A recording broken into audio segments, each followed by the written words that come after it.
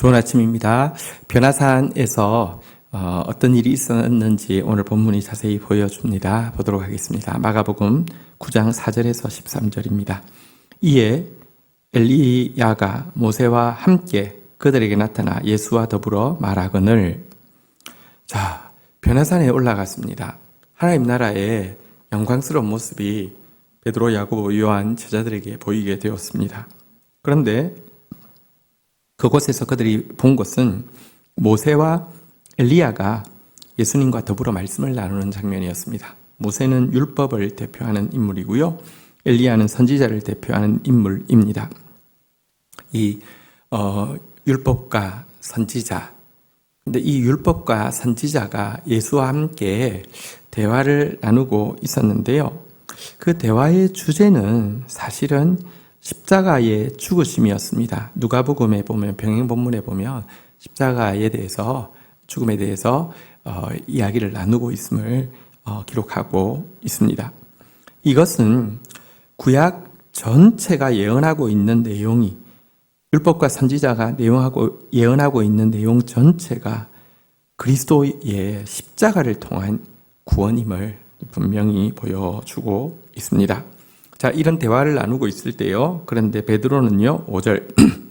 베드로가 예수께 고하되 랍비여, 우리가 여기 있는 것이 좋사오니 우리가 초막셋을 짓되 하나는 주를 위하여, 하나는 모세를 위하여, 하나는 엘리야를 위하여 하사이다 하니 6절. 이는 그들이 몹시 무서워하므로 그가 무슨 말을 할지 알지 못함이더라. 자, 이 장면을 보고 있던 베드로는 굉장히 막 두렵기도 했고요. 지금 무슨 말을 할지 모르는 상태에서 그냥 말을 꺼내고 있다라고 이야기하고 있는데, 이것은 그의 무의식 속에 있었던 마음이 말로 나온 것이라고 볼 수 있습니다. 무엇이라고 이야기했냐고 하면 랍비여, 우리가 여기 있는 것이 좋사오니, 예수님을 향해서 랍비라고 부르고 있는데요. 이것은 무슨 존경의 의미는 있지만 사실은 이제 예수님이 모세와 동급이었어? 엘리야와 동급이었어? 이런 정도의 좀 뉘앙스를 가지고 있습니다. 랍비여.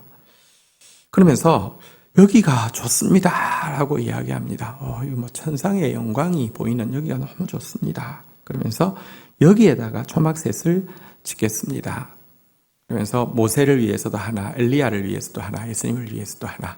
그러니까 그분들과 동격이라고 이제 생각하고, 자기가 생각한 것보다 훨씬 더 높다고는 생각하지만 아직 예수님이 그런 분이다라고 지금 생각을 하고 있습니다.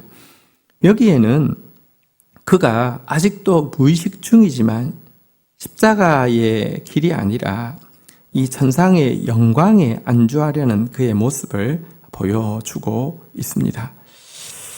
십자가를 통한 구원 아니라 그냥 영광이 지금 이루어졌으니 여기가 좋습니다 하고 십자가를 스킵하고 그곳에서 있으면 좋겠다라는 그의 무의식의 마음을 보여주고 있습니다.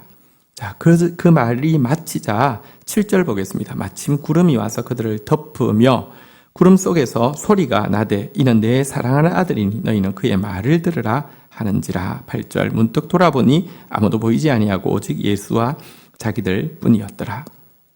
베드로의 말이 마치자마자 구름이 그들을 덮었습니다. 그리고 나서는 소리가 났습니다. 이는 내 사랑하는 아들이니 너희는 그의 말을 들으라.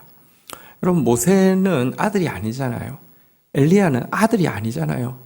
그들은 사실은 예수 그리스도의 길을 예비하는 사환으로서, 그림자로서 섬긴 것이라고 하면, 이는 내 사랑하는 아들이니, 예수님은 하나님의 아들이십니다. 너희는 그의 말을 들으라. 모세의 말도 엘리야의 말도 예수를 예언하고 있기 때문에 들을 귀 기울이는 것이지만 궁극적으로는 예수 그리스도의 말씀을 들어야 된다라고 이야기하고 있습니다. 여기서 그의 말을 들으라고 하는 것은 계속 예수님이 이야기해 오신 자기 부인, 자기 십자가의 길을 가라는 말씀이지요. 그 말씀 이후에 문득 둘러보니까 엘리야도 사라지고 모세도 사라지고 오직 예수님만 계신 것을 보게 되었습니다. 이것은 모든 성경이, 또 성경에 나오는 모든 인물이 예수 그리스도를 증거하기 위한 것임을 다시 한번 보여줍니다. 우리의 신앙의 표대는 오직 예수 그리스도시고요. 그분을 향해서 나아갈 수 있는 우리의 길은 오직 십자가의 길밖에 없음을 분명히 보여줍니다. 자, 9절 보겠습니다. 그들이 산에서 내려올 때 예수께서 경고하시되 인자가 죽은 자 가운데서 살아날 때까지 본 것을 아무에게도 이르지 말라 하시니 10절 그들이 이 말씀을 마음에 두며 서로 문의하되 죽은 자 가운데서 살아나는 것이 무엇일까 하고 11절 이에 예수께 묻자와 이르되 어찌하여 서기관들이 엘리야가 먼저 와야 하리라 하나이까. 예수님은 내려오시면서 다시 한번 십자가와 부활에 대해서 명확히 선언하시죠. 인자가 죽은 자 가운데 살아날 때까지 너희 본 것을 이러지 말라.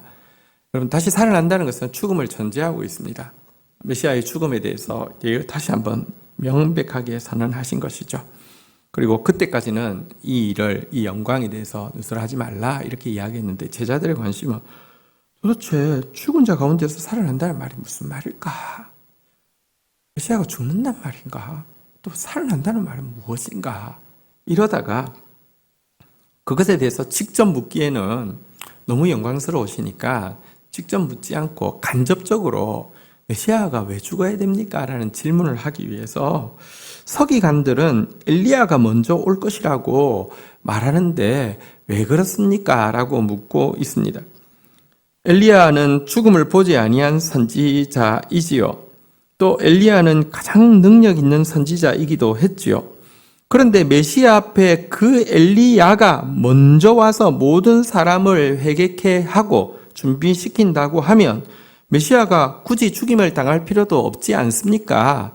왜 자꾸 죽음에 대해서 이야기하십니까? 분위기 다운됩니다. 그럴 필요 없지 않습니까? 당신에게는 너무 엄청난 능력이 있는데 그럴 필요 없지 않습니까? 이제 이런 질문인 것입니다. 자, 그런데 이 질문에 대해서 굳이 십자가가 필요합니까? 굳이 죽음이 필요합니까? 없어도 되지 않을까요?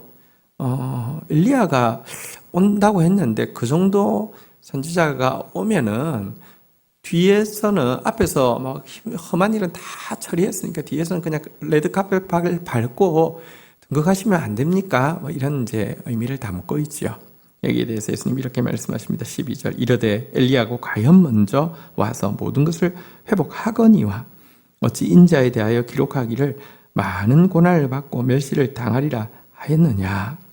13절 그러나 내가 너희에게 이르노니 엘리야가 왔으되 기록된 바와 같이 사람들이 함부로 대우하였느니라 하시니라. 예수님께서 두 가지로 말씀하셨습니다. 첫 번째, 그래 엘리야가 와서 모든 것을 만약 회복한다 하더라도 그의 사역을 통해서 모든 사람들이 회개하고 구원받을 사람들이 다 구원받는다 하더라도 성경에 보면 그 이후에 오실 인자 메시아에 대해서 많은 고난을 받고 멸시를 당하리라고 예언되어 있지 않느냐라고 성경 가지고 답하십니다. 실제로 구약에는 엘리야의 사역에도 불구하고 메시아에게 고난이 있을 수밖에 없음에 대해서 계속 예언하고 있습니다. 그리고 나서는 그 엘리야가 누군지도 밝히고 있죠. 그러나 내가 너희에게 이르노니 엘리야가 왔으되 기록된 바와 같이 사람들이 함부로 대화했느니라. 이미 엘리야 왔다. 그런데 그에 대해서도 예언된 바와 같이 사람들은 그를 함부로 대했다라고 이야기하고 있습니다. 여기서 말한 이미 온 엘리야란 세례 요한을 상징하는 것을 이야기하는 것을 다 알 수 있을 것입니다. 세례 요한이 와서 정말 가장 큰 선지자인 세례 요한이 와서 회개를 전파했음에도 불구하고 인간의 극악무도한 죄는 그를 죽음에 이르게 했지요. 그를 함부로 대우했지요. 이것은 여러분 인간의 선지자 중에서 가장 큰 선지자가 와서 회개를 촉구해도 그를 죽일 정도의 인간의 죄성이라고 하면 메시아의 대속 죽음 외에는 우리에게는 어떠한 회복의 길도 존재할 수 없음을 분명히 보여주고 있는 것이라고 할 수 있습니다. 여러분 십자가의 길 외에는 다른 길은 없습니다. 이는 내 사랑하는 아들이니 너희는 그의 말을 들으라. 오늘도 자기를 부인하고 자기 십자가를 지고 예수를 쫓는 저와 여러분들 되기를 주의 이름으로 축원드립니다. 주신 말씀 붙잡고 기도하며 나가도록 하겠습니다. 주님 감사합니다. 아직도 영광과 승리의 길만을 붙잡고 십자가의 길을 붙잡지 못하는 제자들을 깨우치기 위하여서 성경의 모든 주제가 예수 그리스도의 십자가와 부활임을 분명히 보여주셨고 또 다시 알려주신 주님이시여, 아직도 방법만 있으면 십자가의 길이 아니라 그것을 피하는 길을 선택하고자 하는 우리에게 사실 우리 한 사람의 죄만으로도 예수 그리스도를 십자가에 못 박을 수밖에 없는 완악한 죄이기에 주님의 십자가 없이는 구원이 이루어질 수 없음을 분명히 보여주셨습니다. 그러할진대 주님, 그 철저한 죄성의 덩어리인 나를 철저히 부인하게 해주시고 자기 부인에 따르는 고난을 또 기쁨으로 감당케 해주시며 매일 우리를 우리보다 더 사랑하시는 예수님 그리고 그분의 말씀을 붙쫓아가는 저희들 되어질 수 있도록 은총을 베풀어 주시기를 간절히 간구하고 소원합니다. 예수 그리스도의 이름으로 기도 올립니다. 아멘.